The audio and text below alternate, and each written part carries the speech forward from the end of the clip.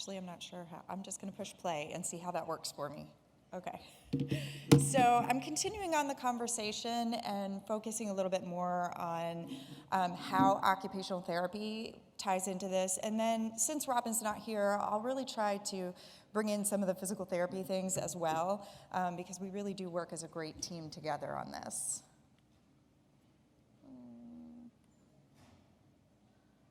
Okay. So I'd like to explain what an occupational therapist is first. A lot of people say, oh, are you getting me a job? I really don't need you.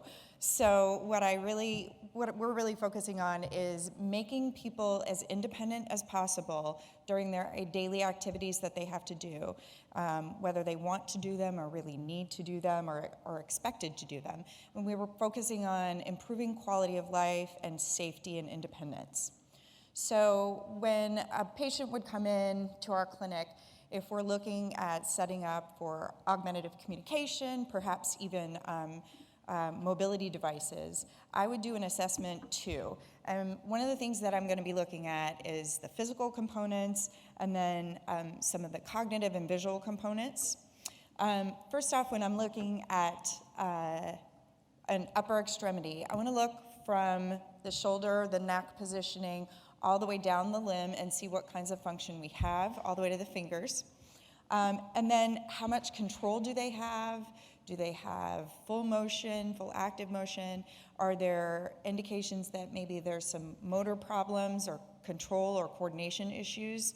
And then also, is there strength? And not only the strength, but is there muscle fatigue? So because of the diagnosis, the muscles are going to get weaker, and are they able to perhaps do, if we're talking about accessing a device, can they access it for 30 minutes and get too fatigued to be able to use that component? So we want something that's going to fit them throughout their day.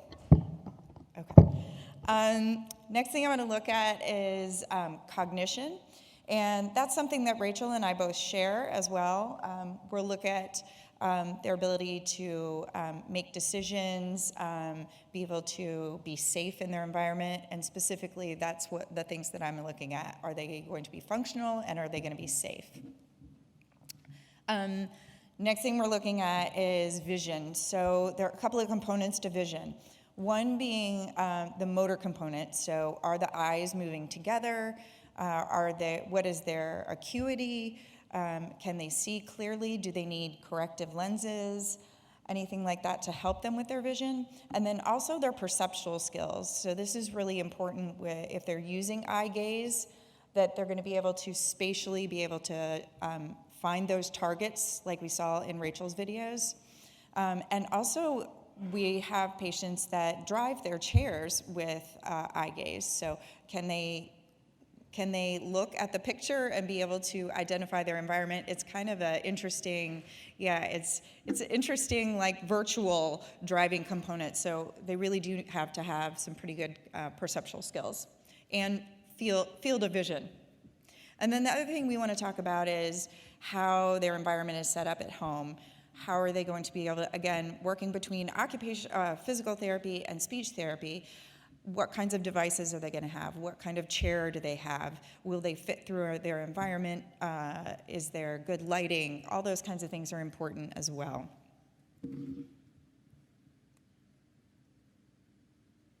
Okay, so after our assessment is done, we're going to look at how we can make this set up to make it work for our patients, depending on their particular needs.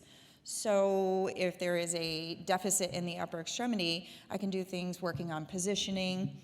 And this, if we're going into a wheelchair, can be where physical therapy and I can brainstorm together, and the vendors providing the chairs as to how we want perhaps a device mounted for them, or how their arm is going to be positioned, how their neck, their back are positioned. And for instance, Rachel was talking in that last video about how physical therapy would be disappointed in his posture. It's very customized, and he really likes to be more positioned backwards, which gives him more stability in his arm and more stability in his back to be able, and his neck to be able to move. So it's very customized per patient. Some of the simpler aspects that would help facilitate are braces and splints that they can wear either on their hand, their limb at some position. And these are some really common ones in the top pictures.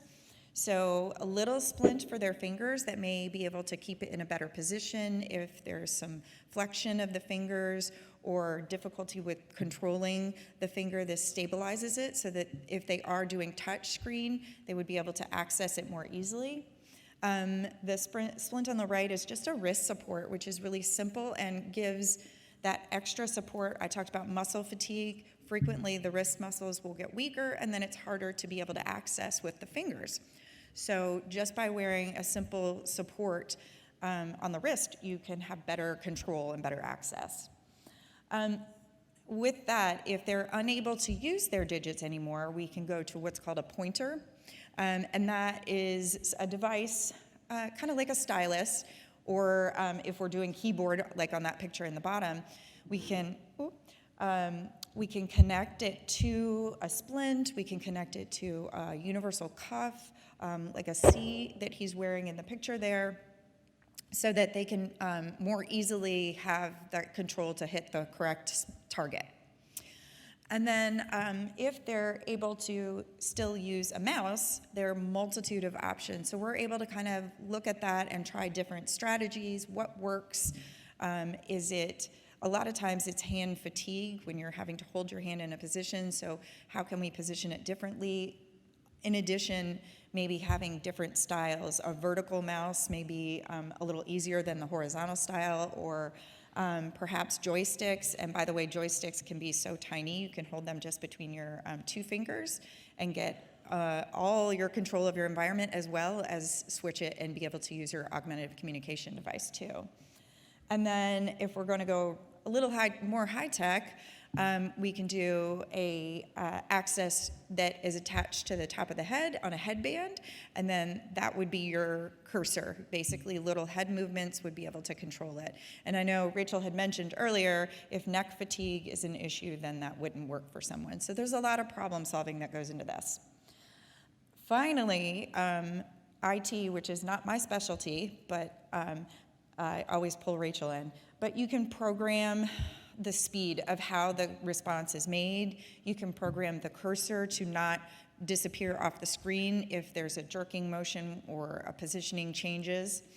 And we can slow it down or make it easier so that they don't have to hover on a particular target for too long, too. Okay. So as visual considerations, I know some of what Rachel was speaking of was the eye gaze. And we really want to make sure they're successful with this because it is challenging to learn and very expensive technology. So we want to make sure that they have adequate eye control. And we might try some strategies and techniques, maybe even positioning to help with that. Are they able to have good enough head control, or be positioned in a good place to get that head control? Do they have good enough acuity with their vision? And are there anything that we can do to help that? Certain types of glasses might be more difficult to look through to see, so we might, if they're scanning across, we might have to change glasses style as well. Like I said, we can make accommodations with the computer programming. Some people might have shakiness with their eye, or the eyes might not work perfectly together. So that can be accommodated through the computer system as well. And if those work, we may consider the eye tracking headset, especially if there is difficulty with the eyes working together. We can do things like high contrast for our patients so that they can see the letters or numbers or phrases more clearly. And then we can do, like you saw in the video, where you can go hover over top of areas. That would be helpful to magnetize and blow up the screen so you can see it a little more easily too.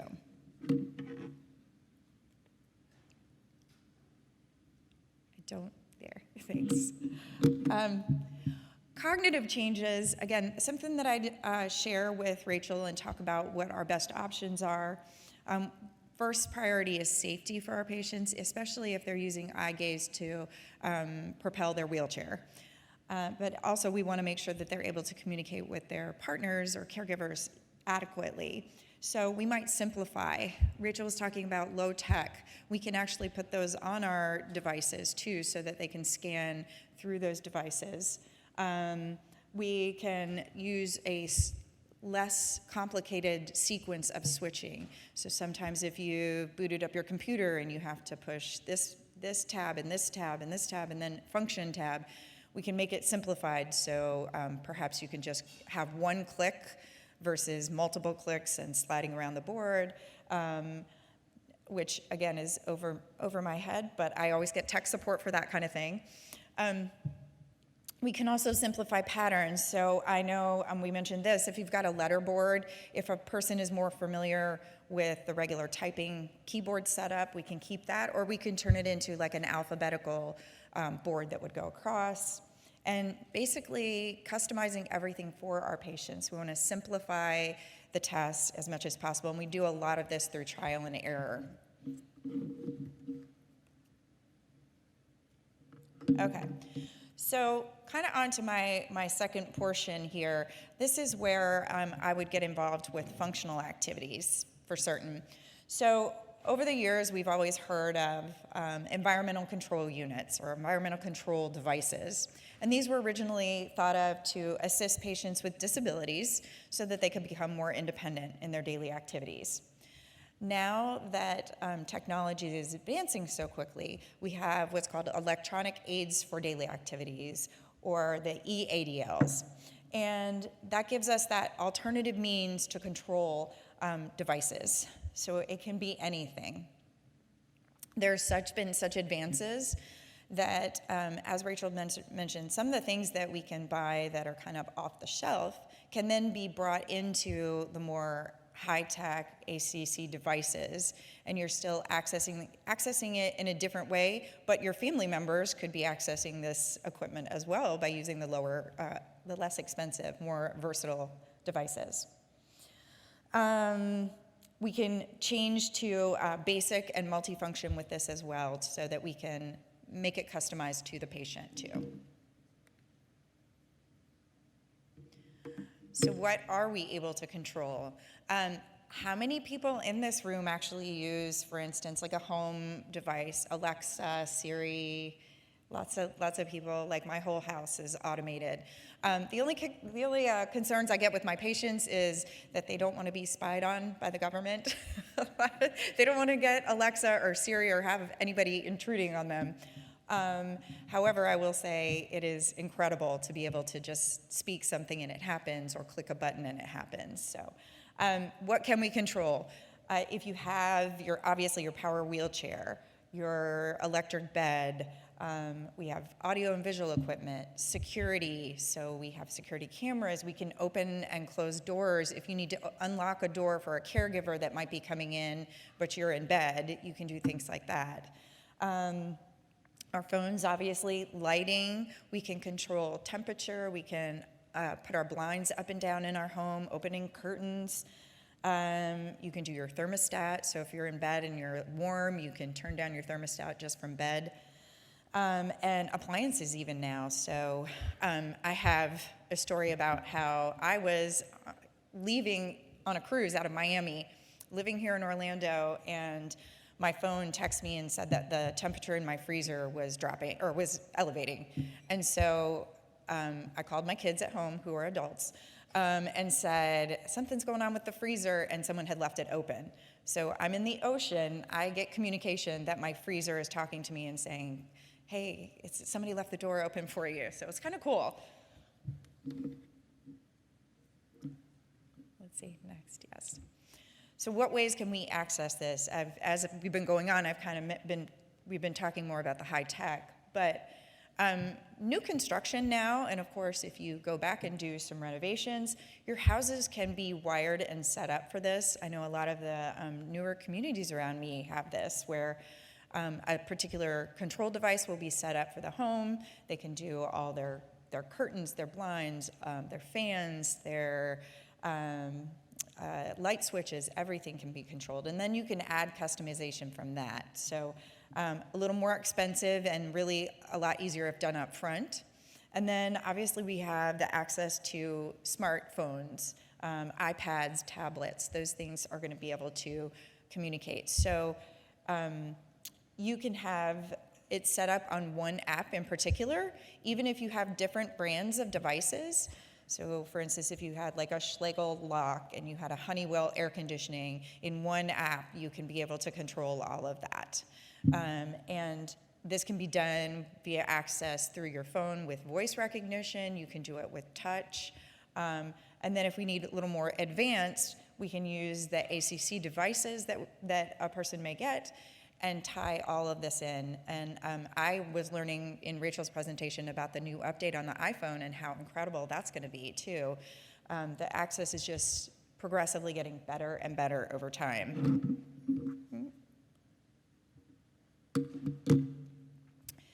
So we can control our environment, all different kinds of things, just by giving a command or giving pointing, getting a touchpad. Did I take one of these off? Because as I was going through them and I was speaking through this presentation, my house was going off. Things were happening. My lights were going on, my fan. But we can control our environment completely. So somebody who is maybe limited spends more time in bed, spends more time in their power chair. All of these options are able to be controlled now. Oops. In addition to our environment, I think too what's important is to be able to communicate, advanced communication, right? So a lot of times we talk about how we're using our devices to speak or communicate between each other in a room. But we can do so much more. We can interact with police, fire for safety. And I will say I've done a program similar to this, and I did call 911 and had to immediately say, Alexa, stop. So don't say that one out loud. You can text with friends. You can have voice phone calls. You can have scroll through your Facebook, your social media. You can have video calls set up. You can do chat rooms. You can have not only your communication outwardly, but obviously you can have your device speak it to you. If you're tired, you can have your device communicate through your text. They can read to you. All different things are available now. And again, this can go high tech, but we can start with a lower tech and add it to the high tech devices. Let's see. I did have a video. I don't think they said they were going to be able to do it, but I'll give you an idea of what was said in here. We had a gentleman who was able to, he had his AAC device, he was in a power chair, he was able to do eye gaze, which then generated a voice command to Alexa, who was able to turn on all the lights in the house. He was then able to turn on the fan in the house, he was able to say what music he wanted to play. And it was funny because, again, as I was playing this video, my Alexa chimed in and turned on the lights and then turned on the fan. And then he specifically requested the Neville Brothers. And his video, a different song came up of the Neville Brothers than mine. So I was interested. I got to figure out how that works. Like, what did he request differently? Oops. Let's see if I have one more slide. Yes, okay. So this, we're talking about past, present we talked about, and we've got future. So in the past, there were such simple devices, things as simple as the clapper, if you're of my age, where you could clap and it would respond and turn on light for you. So that was the beginning, in our beginning remote controls.